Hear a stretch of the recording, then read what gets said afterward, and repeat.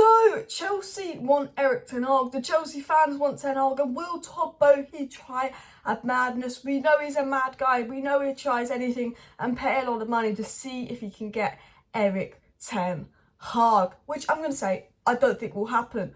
Also, Manchester United play West Ham, and we're going to be talking about the Manchester United starting 11 versus West Ham tonight. Casemiro wins an award, one of the FIFA World 11 awards, so well deserved. Paul Pogba returns from injury, very happy for him. And Pep Guardiola is definitely threatened by Manchester United, because when he starts making comments, you could tell he's a bit insecure about the rise of Ten Hag. So hello and welcome back to Alice Talks Football, and welcome back to today's video, just chit-chatting around Manchester United, the news, etc. There's a lot of news that came out today on the Qatar takeover, but it's the original one they tried to do in like 2011 that they obviously didn't do, and then they went and brought like PSG or something. A lot of news has come out about how Qatar wanted United back in the day.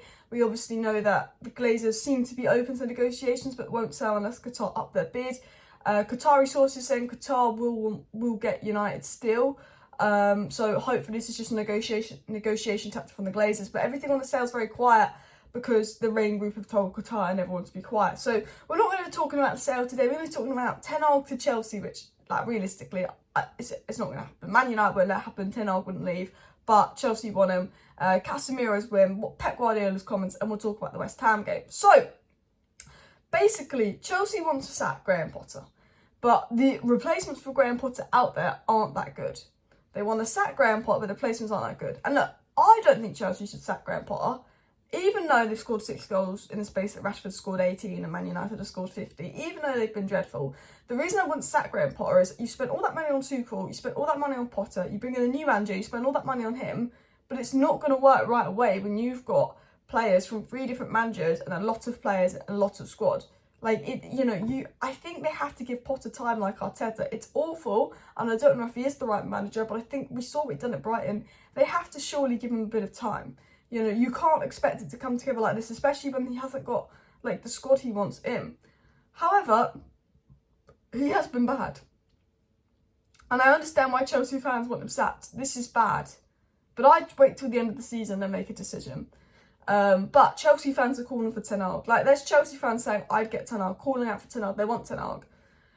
Now, I don't think that Chelsea can get Ten Hag. I'm not sure, because sometimes you can pay a price and get the manager and buy them out like their contract. And then the manager can go if a club does that. But I think, United would have to let Ten Hag go, I think. I don't know if Chelsea could just come, give United the money and buy him out his contract. I don't think there's like a release clause in his contract. And I don't think at all that United would let Ten Hag go, even for a load of money. I really don't think that United would let Ten Hag go. And I don't think that even if United did agree to let Ten Hag go, or let's say Chelsea did give them a certain amount of money, which meant that they could get Ten Hag, I don't think Ten Hag would leave United. He's just won his first trophy. He's so happy with what he's doing. United's a bigger club than Chelsea. Yes, Chelsea guarantees financial backing, but if we get Qatar owners in, he's saying, oh, well, I might have potential financial backing.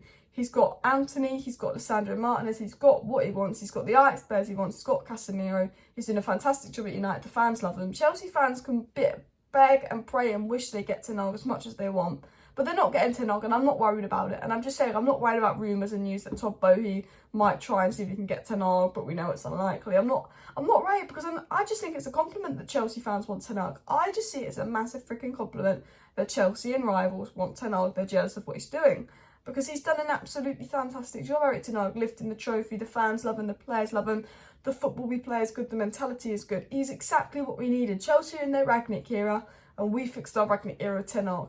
And maybe Graham Potter is Chelsea's Rangnick, and maybe they do need a Ten Hag, but they ain't getting Ten Hag, I tell you that. And it's just a big compliment that they want Ten Hag, because literally a year ago, no one wanted to be United, and we were looking at Liverpool and City and wanting to be them. Liverpool and Chelsea looking at Man United right now and going, I want to look like them, I want to play like them. It's the first time in a while we see rivals jealous of us. They want our manager, they want to play like us. And I fucking love it. Anyway, moving on from this, Casemiro wins an award of Best FIFA World 11 player, and he's just a fantastic player. He's the best DM in the world. Stop comparing him to Partey, stop comparing him to Rice, stop comparing him to Rodri. He's the best DM in the world. And this always reminds me of the one thing, when Manchester United lost 4-0 to Brentford, Casemiro didn't change his mind. He rung up United and said, let me help them, let me fix this. And my God, did he fix this. Casemiro deserves that world 11. He's come and taken a Man United side from rock bottom to an absolutely new level. Him and Ten Hag have already won a trophy this season. He's changed United. His mentality is rock solid as well. He's a winner. And you can see the dressing room loves Casemiro because they all took a picture of him with his award. They're all commemorating him on his award. They all look up to him because he's won it all. He's the big guy as well. But talking about others being scared of United, others being a bit jealous of United, Pep Guardiola was asked about United winning the Carabao Cup win. And he made a bit of a salty comment. He said, on Man United winning the Carabao Cup, he said, they are excited. When we won our first Carabao Cup, we were excited too. But then when we won 4 in a row, it was a bit like, oh, it's okay. It's just another. Like, you know that's a bitter comment. Like, yeah, to be fair, like, it is like, oh, City win it again. No one cares. City win it again. But he was like, yeah, we won 4 in a row. You know, it's not that big of a deal and stuff. And that says to me, he is deep down scared of Ten Hag. Because Pep would praise Ollie. He was like, Ollie this, Ollie that. Ollie's doing a great job, great players. As soon as Pep starts doing salty comments, you know he's threatened. You know he's scared about Ten Hag on the block. We know he's scared about the potential Qatar takeover of United. He's saying, oh, but we won 4 in a row, remember. It's like an insecurity thing. We've got to remind them we won 4 in a row. Because everyone's starting to talk about Ten Hag. And if he gets Qatari back in, Pep's seriously got some competition. Pep's had it somewhat easy at City. He's had Klopp competing with them. But to be fair to Klopp, Klopp never had the backing Pep had. And Klopp never had the squad depth Pep had.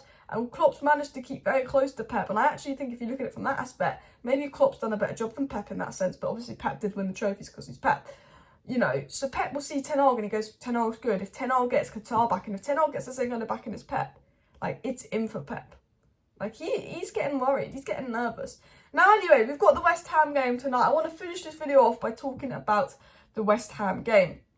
How would I line up Manchester United versus West Ham? Because, realistically, we've got Liverpool on Sunday and we had Newcastle last Sunday and we had Barcelona last Thursday.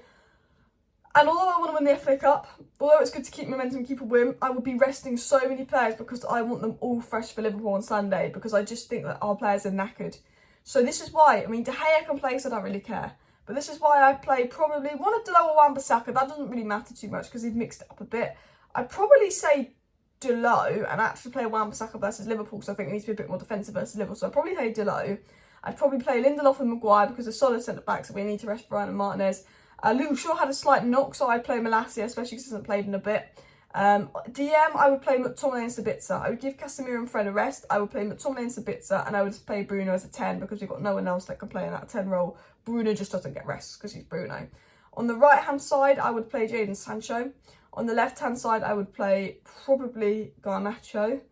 And up top, I'd probably play Weghorst, I think. The thing is, I feel like we've only got Weghorst and Rashford to play up top, and I think I would rest Rashford because he has been limping a bit. I think that would be my lineup, but it's a difficult one. And then I think Anthony and Rashford will start versus Liverpool. Weghorst would probably start, but if he's poor, Rashford would move into the middle, and Garnacho or Sancho will come on. Bruno will start, and then we'd have Fred and Casemiro probably. Maybe he'll go Casemiro and Sabitzer, but I think Casemiro and Sabitzer will be against Southampton when they're bottom of the league. I think he'll play a bit more safe with Fred. So that's probably my lineup for the West Ham game because I'm really thinking about the Liverpool game. I'm thinking about resting and rotating players.